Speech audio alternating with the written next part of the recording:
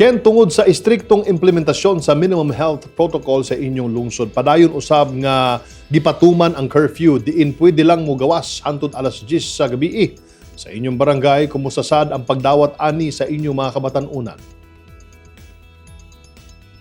To be honest, Secretary, daghan lang gihapon ang dili motuman ni ini, ilabi na sa pagsuot og face mask o sa dili paggawas sa mga balay sa alas 10 sa gabi.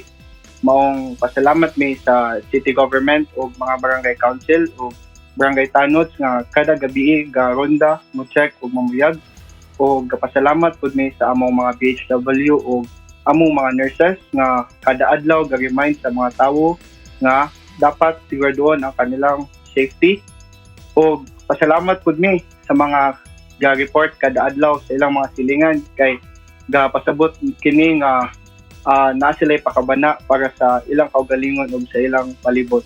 Nakita nato na aktibo ang mga kabatan-unan sa inyong barangay sa pag-apil sa inyong mga non-contact sport and activities. Can you share kung unsa pud ni nga mga aktibidad ug unsa natabang sad ang nahatag ani nila? Atong mga niaging bulan, Secretary, nisulay mi og mga activity nga pwede mapuli sa kadtong pwede sa una atong wala kay COVID.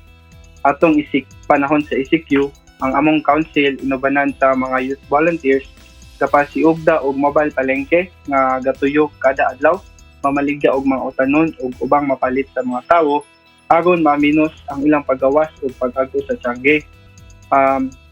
Haron usad mawala ang mga kaboring sa mga batanon sa among barangay, pasiugda kami og mga online tournaments para sa mga mobile apps, o agiapilan namo ni og criteria nga dapat mo pasa sila og mga suggestions ug ilang ganahan nga proyekto para sa mga barangay. Nakig-partner pud mi og mga NGOs nga ga-focus og mga relevant causes para sa Forge Inc. nga nag-focus og human trafficking, labi na nga bisag na sa pandemic dili Japon malikayan nga nay mga biktima niini.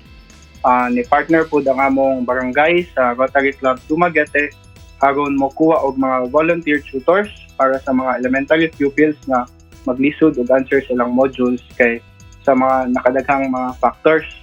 Ang among council maintain ra nga og gipinangkamutan namo nga kada month naami bisag usa ka activity para dili mi mapangita sa among mga kabatan-unan sa mga barangay.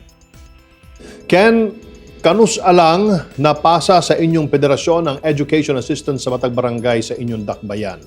Pwede nimo i-share ang mga criteria para sa mga gusto mo apil ani? Last session namo sa federation, sir, amo lang i-introduce sa naglaing-laing SK chairperson sa mga barangay sa Dumaguete ang kaning proyekto nga scholarship program or assistance para sa mga estudyante. Kung nagpasalamat kami nga ang among mga kaubang SK chairs sa Dumaguete, positibo ang ilang reaksyon o ilang gidawat kini nga proyekto. Para sa criteria, sir, amo pang gi-finalize, pero among nasabutan kay dapat ang estudyante, residente sa barangay, wali hagbong ang grado o willing motabang sa mga activity sa barangay para sa ilang return service. Mao lang, sir. Karong 2021, unsa may atangan ng mga programa sa mga kabatan-unan sa barangay Kalindagan? Karong 2021, Secretary, ang among mga plano is una, pagtabang Japon sa atong mga estudyante nga online students para mag-provide mig assistance kanila pareha sa pagpahigayon o pre-printing sa barangay hall, scheduled tutor sessions o kamustahan or kapian sessions para makabalo mis ilang kahintang.